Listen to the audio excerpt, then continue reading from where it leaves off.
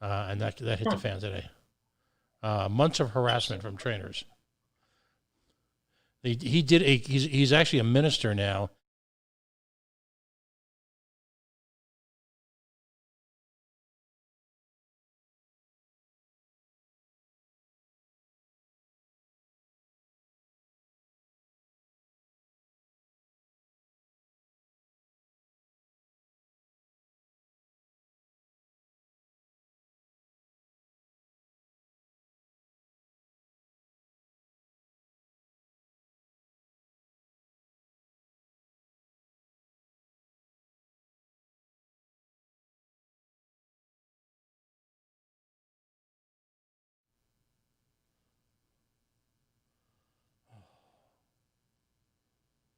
Oh, he said, oh, we're live? What?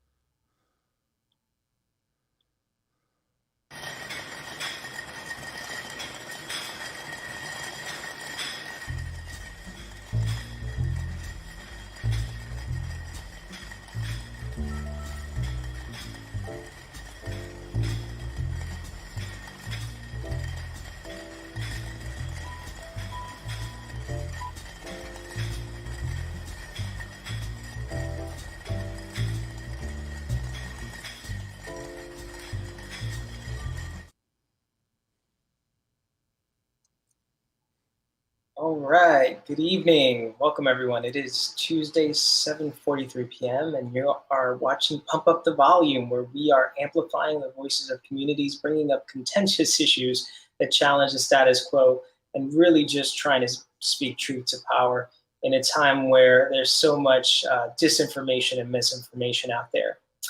So as you may have noticed, today we are missing one of our show's co-hosts.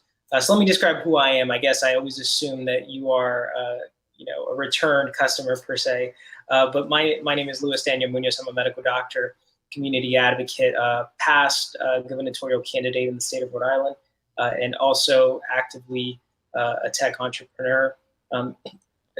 On this show, we also have the pleasure of having my co-host, one of which is not here, Mr. Bill Bartholomew from the Bartholomew Town podcast. He is celebrating his anniversary with his wife, Gabriella. And so we are wishing Bill and Gabriella a happy anniversary, a great time, and a needed break from all the hard work that Bill does in independent media. Also with us today are our other co-host, Mr. Roberto Gonzalez from Steambox, Rhode Island, always bringing truth here and representing youth in Providence and throughout the state. And again, as always, really challenging and pushing back against an establishment that doesn't like to be pushed too much.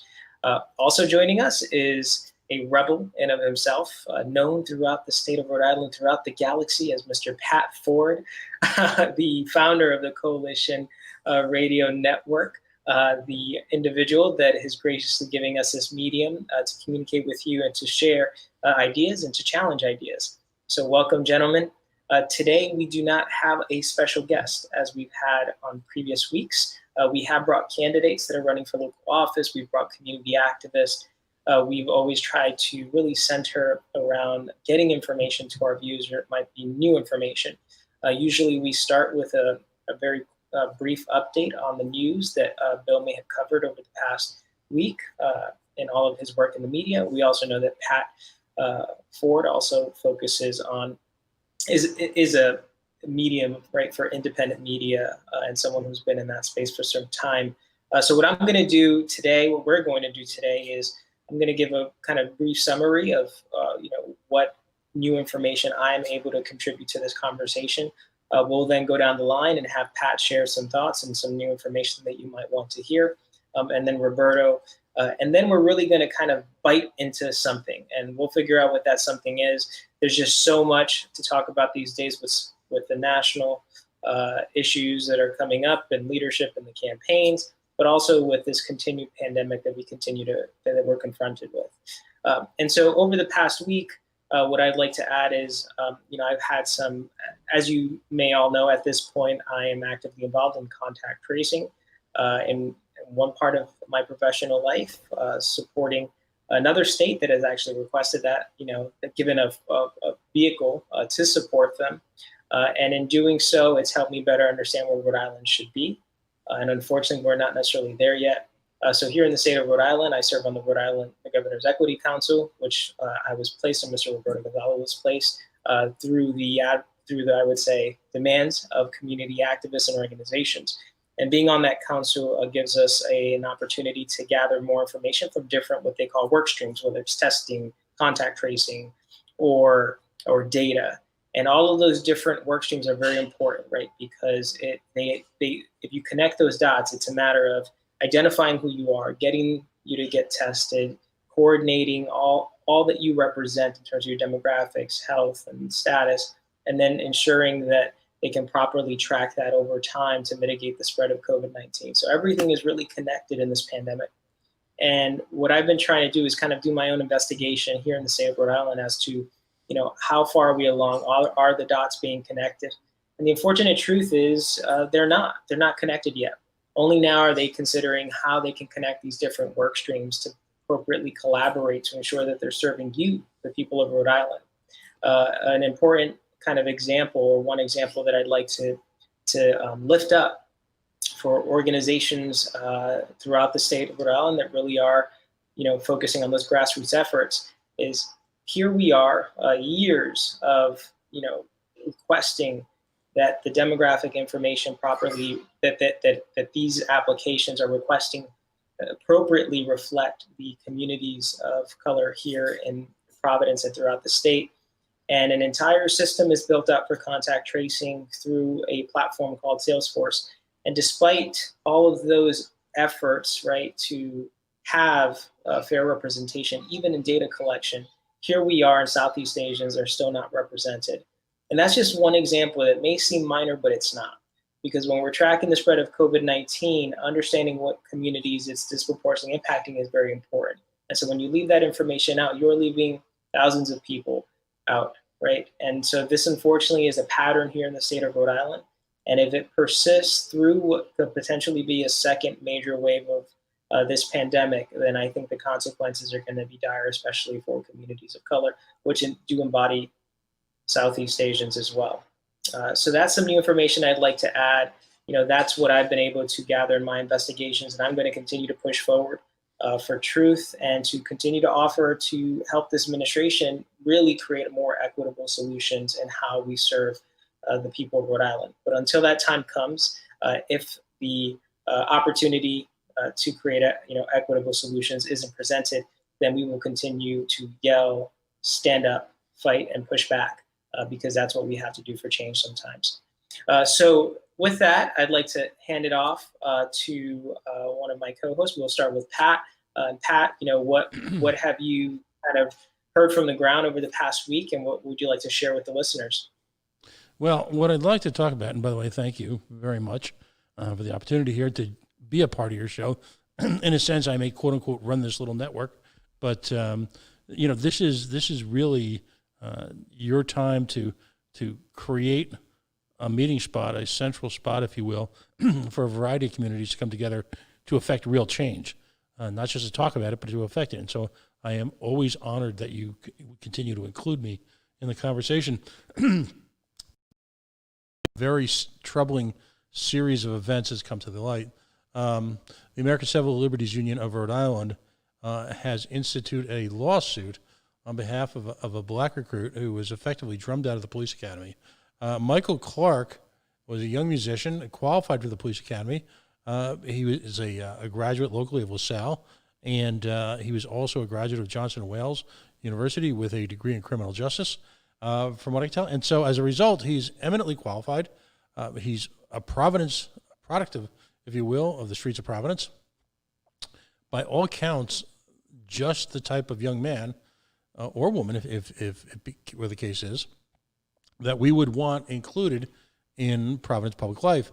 Most notably, the troubled, if you will, Providence Police Department. Well, it came to light, I guess, that young Mr. Clark had done a sort of a religious, he's now working in the ministry, a religious rap song, if you will, before he entered the police academy. And that was brought to light, and that the from the opening night, where, according to sworn affidavit, the young man was asked to put on a do-rag, if you will, in a sense, entertain the crowd with his rap, and it began months of a highly focused series. Mistreatment is not the word. According to the allegations, he was excessively tased, he was beaten, he was ridiculed for his race and his Christian pursuits, his Christian beliefs, until the point where he was finally dismissed from the academy. He, by all accounts, he was doing very well until they finally found a way, I guess, to do that. Now, I've posted this on the coalitionradionetwork.com. It's a headline piece. In a separate piece, I've got it on Facebook. I'll have it on the Coalition Radio Network. There is actually a performance of the rap song that got him into so much trouble. And, I'm not quite sure what to say at this point. From all accounts, and by the way, if the ACLU brings a case, the level of due diligence that's done in terms of the overall picture is significant. They are not chasing windmills. They are careful about where their efforts lie, because so much of those efforts are volunteer-based. But the type of harassment, off-the-job surveillance by his training officers, given extracurricular assignments other recruits were not given, and then given demerits based on the training officer's judgment that he had poorly executed those extracurricular assignments. I don't even know what to say. Words fail me, and my panel mates here will tell you that's pretty insane if words fail me.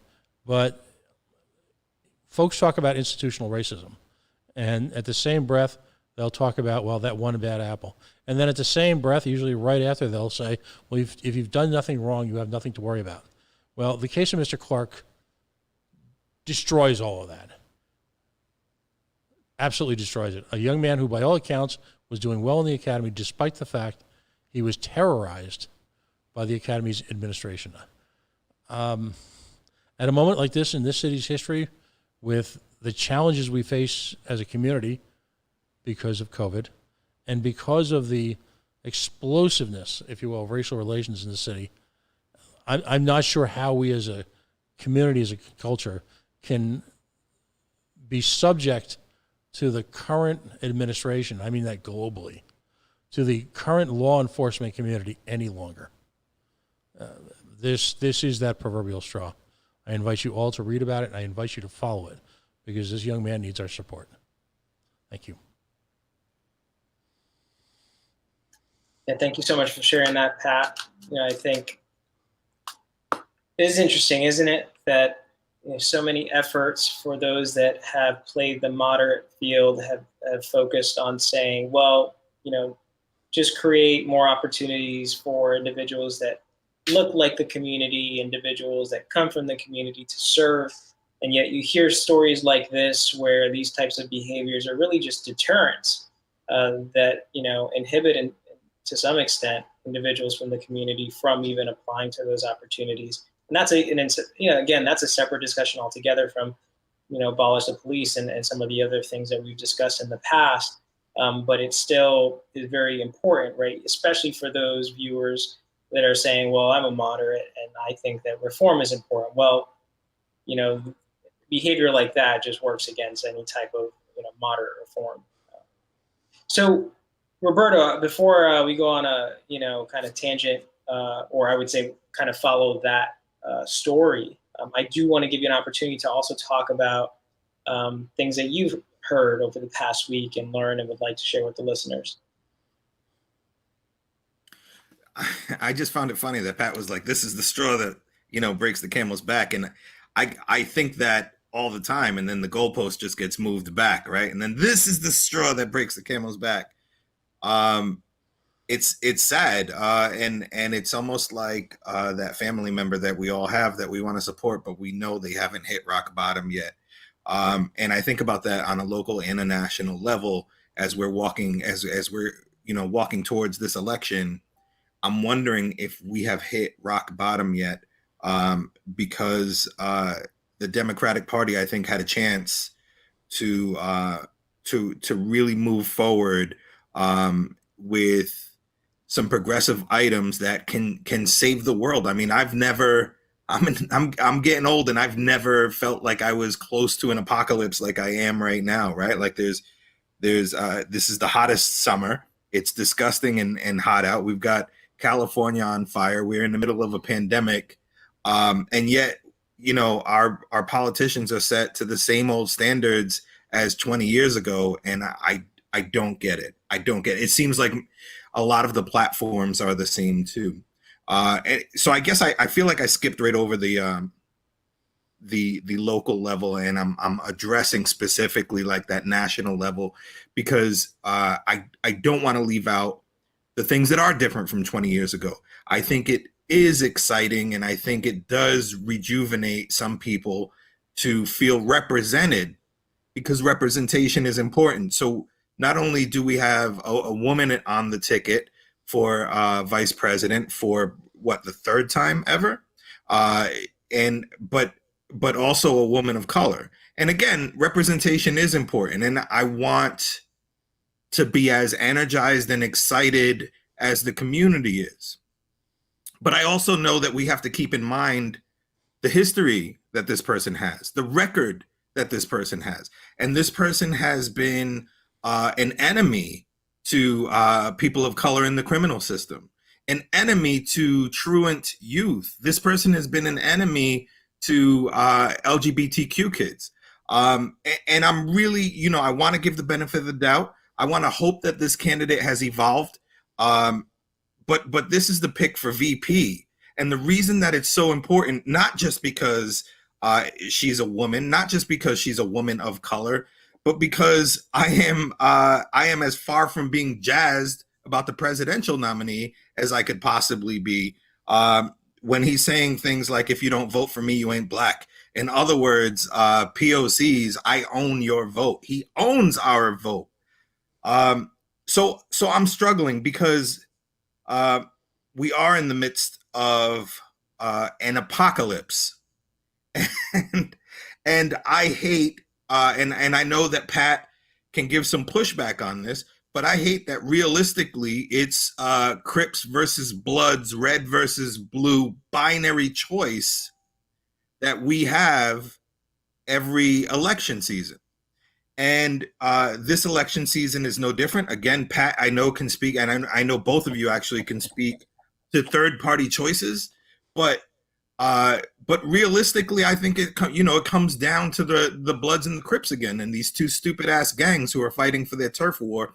And once we get through the election, they go back to not giving a shit about our community.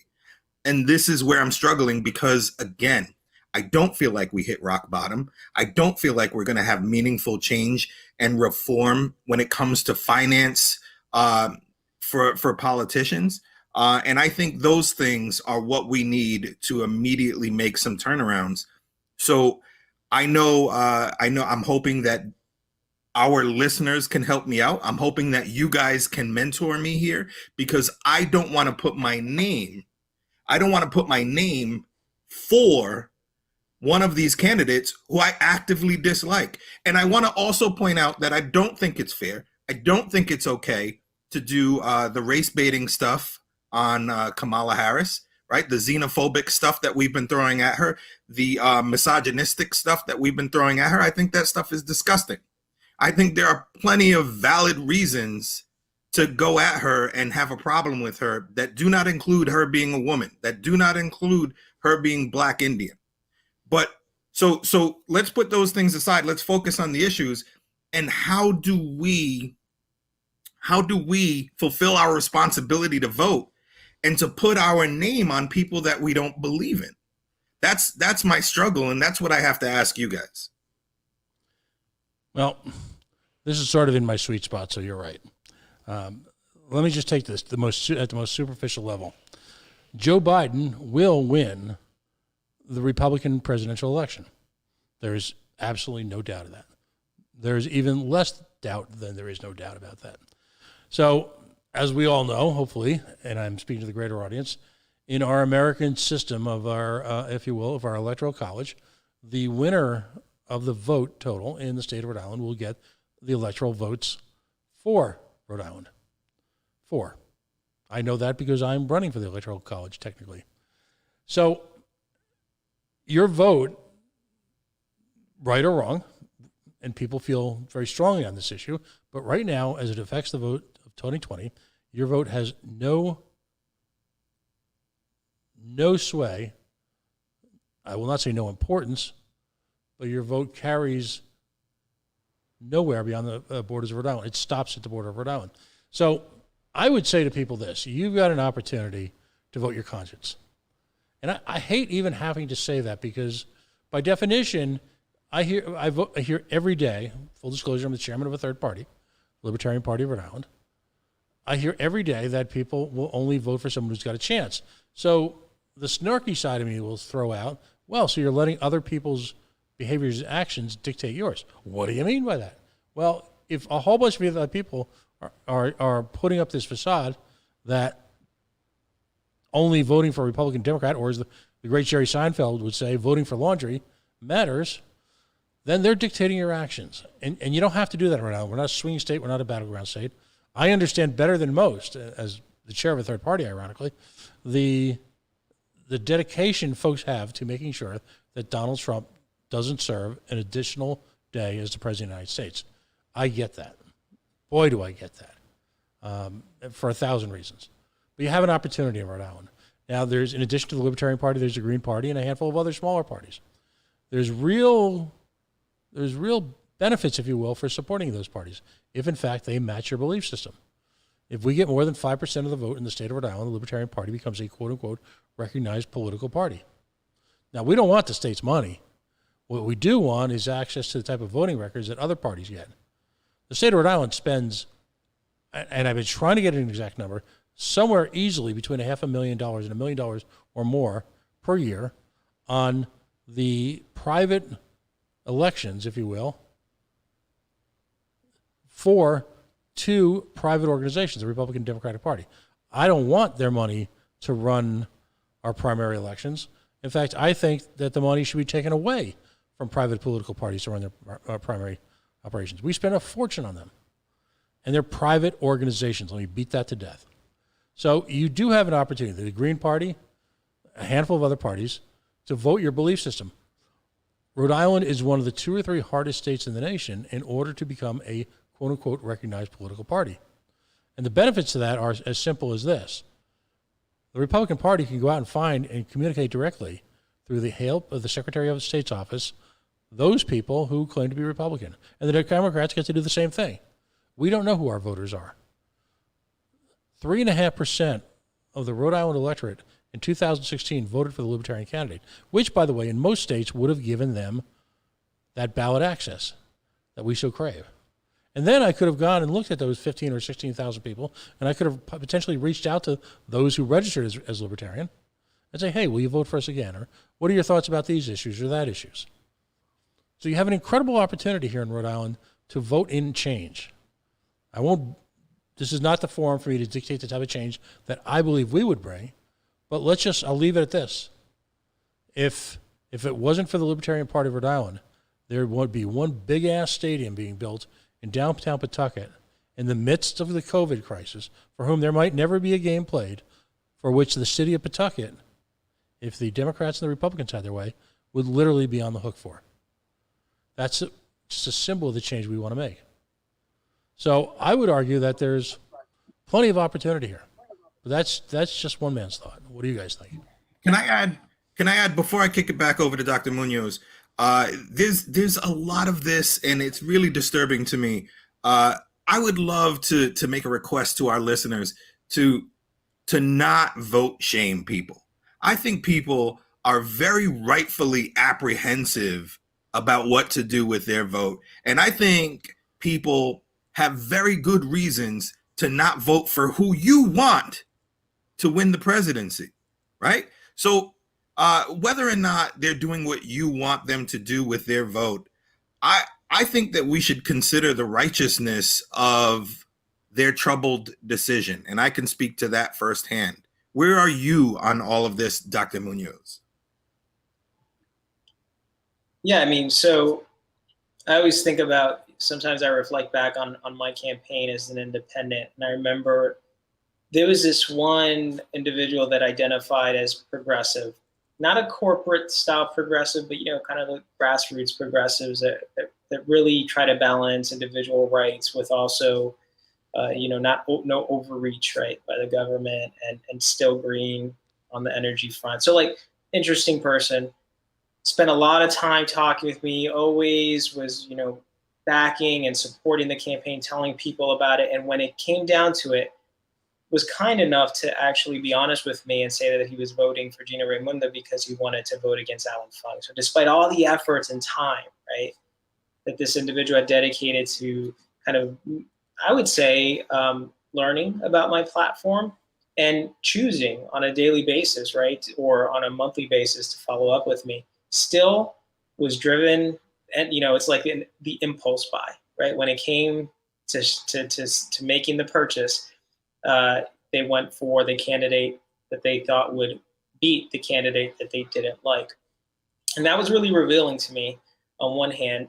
But what I've learned also is, we can't really transform, human behavior. People need to make decisions to transform themselves. And so I think part of what we're trying to do here is create, provide, share enough insights where people can make that decision and kind of, overcome that impulse that they'll have the day of voting and really go for the decision that they truly believe in their heart of hearts is right. At the national level, I want to point out something that we see on the local level as well, on the state level, which is that, Joe Biden sounds a lot like Hillary Clinton. He's making similar jokes.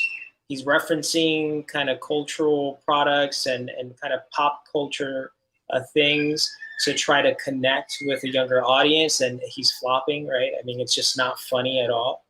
We with Kamala Harris, her track record aside, when she comes forward and she says that she didn't mean what she said about Joe Biden, essentially implying that he was a racist, but that it was just a debate. Well, if you're willing to play at words now, well, let me finish this thought, because politicians have a tendency of playing with words. But if you're willing to play with words now and to frankly use those words to try to create an uprising that is in many cases purely for your own gain, not for social change, because it's just a debate, right? It's just a debate. So say what you want, get enough people angry, win the debate. If that's what it's really about, then again, Kamala Harris as well as Joe Biden just reflect the same. They're just, the color of their skin for one may be the same, for another may be different, but they are the same prototypical Democratic candidates. And so here's the root issue from my perspective. We will not have change agents in the parties until the filters within those parties are destroyed. So let me be clear.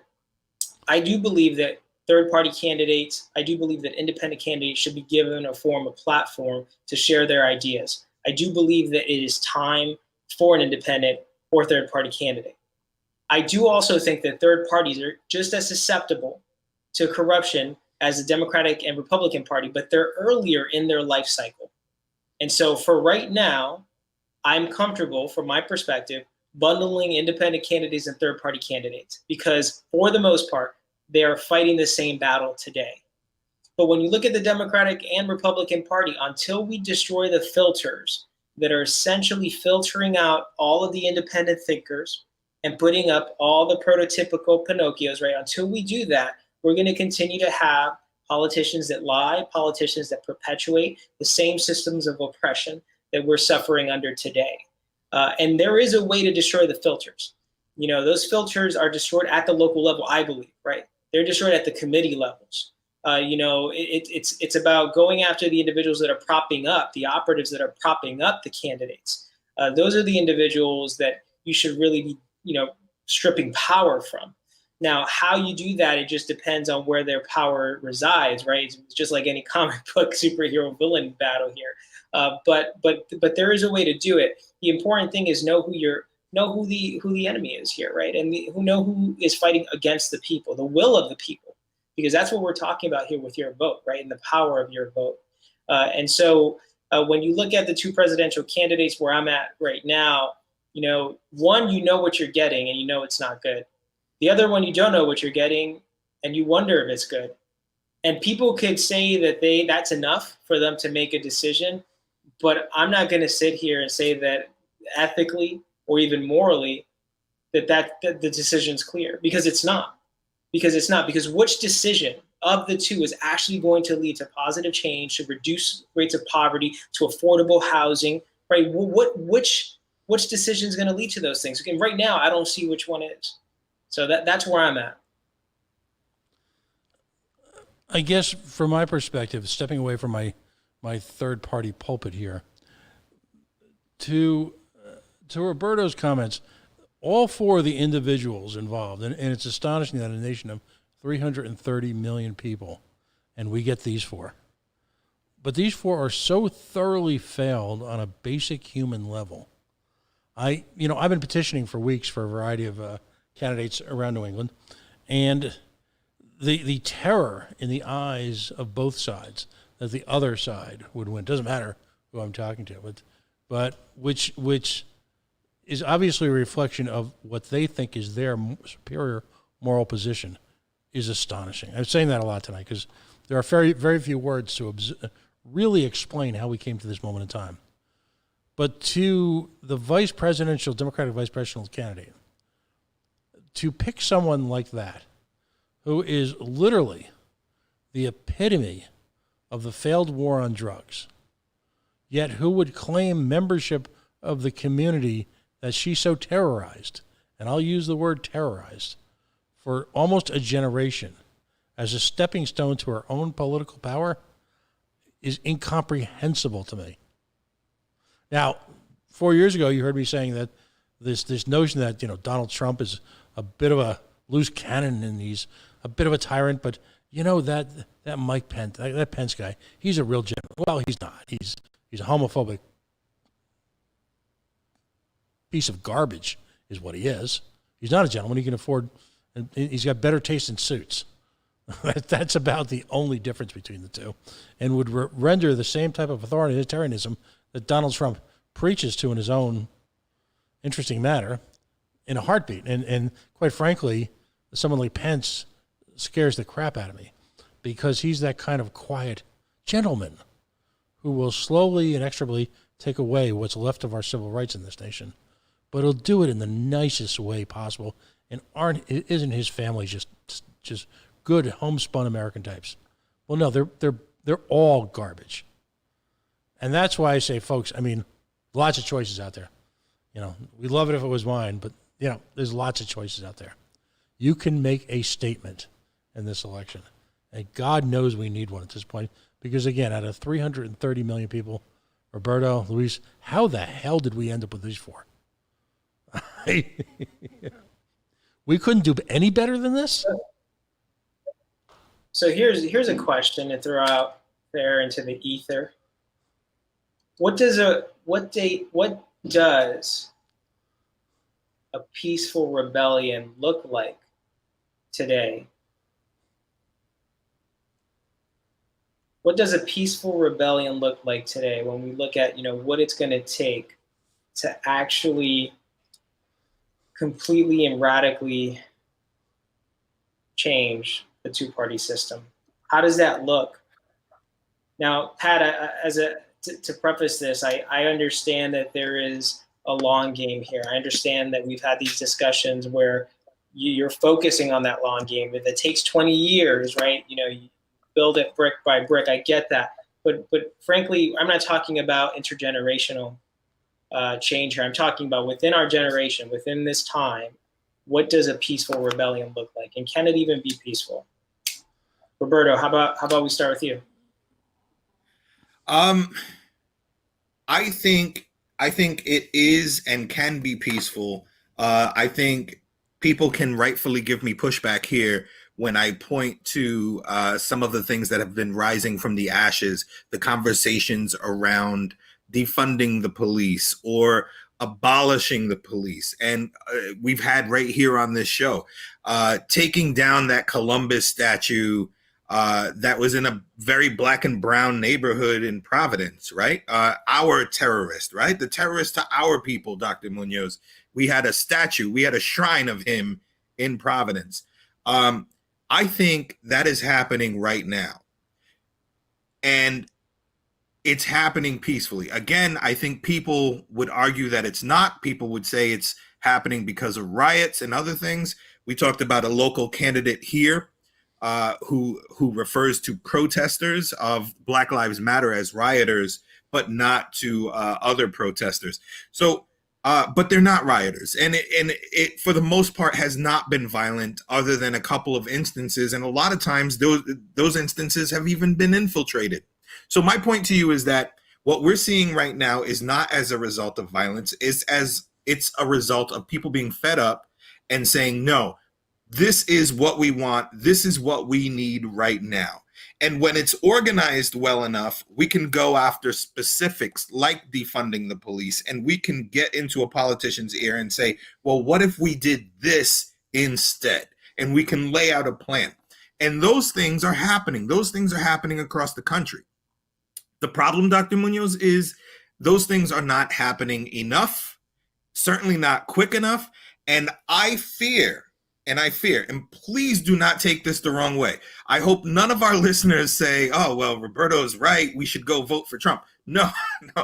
But I fear that a victory by Biden and Harris will pacify a great number of people who are on those front lines today. And I talked earlier about not being at rock bottom, and that's exactly what I mean. We are also near an apocalypse. So these are two things that are coming together, right? If we get another Trump term, we might get closer to, just by chaos theory, we might get closer to rock bottom. We also might die, like the world might end. I've never feared for my life as I have over these past few years, or especially people who are less fortunate and privileged than I am. I'm taking a lot of airspace. I think I've already made my point. Yes, it's happening right now, but it's not happening enough. We need more of it. And I was hoping for greater leadership to bring that on. My turn? The first step is a significantly higher level of peaceful civil disobedience. That means sit-ins, that means stand-ins, that means die-ins. That's the first step. The second step is targeting economically the power elite in the city and the state, those who continually steal from us. But I mean steal, I don't mean literally pocket them. God knows if there was a way to put them in jail, we'd find it. But the folks who use the wheels of government, folks like Joe Palino, who continue to make to augment his own personal wealth with the support of a government that is thoroughly broken and unable to serve its neediest. That economic policies, that economic war needs to be violence-free. It needs to be theft-free. It simply means boycotts, stern boycotts. Shut them the hell down. You as an individual have a right to practice or I should say, govern your own buying habits as you see fit. Use the power of your dollar. One of the movements that I thought never quite got enough steam in the 1960s was Black nationalism. And by that, I meant, number one, the reinforcement of family values in terms of family support. And number two, more importantly, the notion that communities of color should stand up and create their own economic infrastructures and do it aggressively and do it well. And so you've got this constant pressure from so many outside influences on the communities. So that's the second step. The third step is vote. Vote aggressively. find the leadership within communities or individuals that will serve the cause of justice. And by that, I mean empowering individuals. Not going to go off on my own personal philosophies here, but the power to do that resides within all of us, and does it in a manner in which it gives the individual more strength. And if the individual has more strength, the community has more strength. So a lot of that sounds like cliches, doesn't it? But there are constructive, concrete actions that one could start tomorrow. You know, this tomorrow at 1:30, there is a board meeting of RIPTR, as we say in Rhode Island, the Rhode Island Public Transit Authority, RIPTR. And on the docket is the use, in fact, a part of a $35 million bond issue that was taken out. This is why I don't like bond issues, to improve infrastructure and mass transportation in the state. Okay, a noble cause. Where does Mr. Paolino want it spent? To get mass transportation out of Kennedy Plaza. Why does he want to do that? Because Mr. Paolino likes to wage war on the visibly poor, the disadvantaged, and people who aren't willing to spend an $8 latte at some restaurant or whatever that he invents, because he wants to turn Kennedy Plaza /square/ whatever into a neighborhood that will support his real estate investments. Now, as Rhode Islanders, how many of us spend time talking to people in the mass transit community? Not so many. And that's how abominations like this get through. He would like to split essentially the transportation that takes place in the plaza into 4 different locations around the city. The reason why it's at Kennedy Plaza is that's where services are for the visibly poor. The reason why it's down in Kennedy is that it's directly adjacent to what we call a financial district in this town, where there's a lot of jobs. The reason why it's in Kennedy Plaza is because it's the heart and soul of the restaurant business in and around within a 10-block square of that. So people who work in the hospitality business have mass transportation. That's why it's there. It's there for market reasons. It's there for the people who support it. And he can't let that go. He's one example of someone who has taken the system and redirected a broken system for his own personal profit. Take him on. That's how we do it. Just some background for our listeners. Paolino here, we're talking about the past mayor of Providence. Ooh. And we're talking about a gubernatorial hopeful. And we're talking about, someone who pretty much represents what is problematic within the Democratic Party here in the state of Rhode Island, and the people that use those that are struggling economically to get the votes, but and then abandon them when they are in office. So I just wanted to be clear, and I hope that this video at some point is taken and cut and used as a commentary against Paolino, since I do know that he wishes to be governor at some point. So looking forward to that battle. I also want to just state that, with everything that's been said, as a thought experiment, I thought it would be interesting. Oftentimes when people vote and their candidate doesn't win, they feel bad for a brief second, and then they fall back on, what was the Electoral College? It wasn't because of me. Then I would say when they've chosen to vote for the lesser evil, if they've taken that path, they kind of feel bad, but they can move on with their lives because they had gone against what they believe anyway. And I think we saw a lot of that in the last presidential election, mostly because of how the candidate performed, similar to how Biden's performing.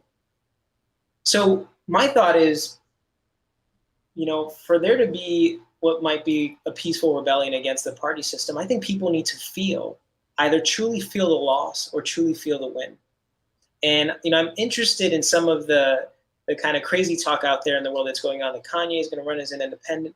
Having not Kanye, but in general, that as an example, having a candidate that has a following of, let's say, 40 million people, even if that's not the Twitter following, in general following, and having a candidate participate in a write-in, and having people actively place someone's name on the ballot, and to see that person lose or to see that person succeed, that's ownership of your vote, right? You're not just filling in a bubble. You're not just picking the lesser evil. You're writing someone's name. I think it's going to take that type of campaign, that type of experience, that type of true belief in the voter body, for there to be some type of after effect. And that's what I'm saying. This whole thought experiment is something that will lead to what would be a peaceful rebellion. People really need to feel the loss or feel the win and to take ownership of it. And right now, I don't think we're there. I think if the Democratic and Republican parties keep pushing up the lesser evil candidates and filtering out so that everyone reflects the prototypical Republican, prototypical Democrat, what you're going to be left with is just a voter body that really doesn't believe in anyone. And that's problematic for democracy as well. And we all know that Trump was an outlier, but not in a good way. But what I can say is in the spectrum of outliers, of dots throughout the galaxy, throughout the universe, throughout the earth, there are just so many great options that are being filtered out.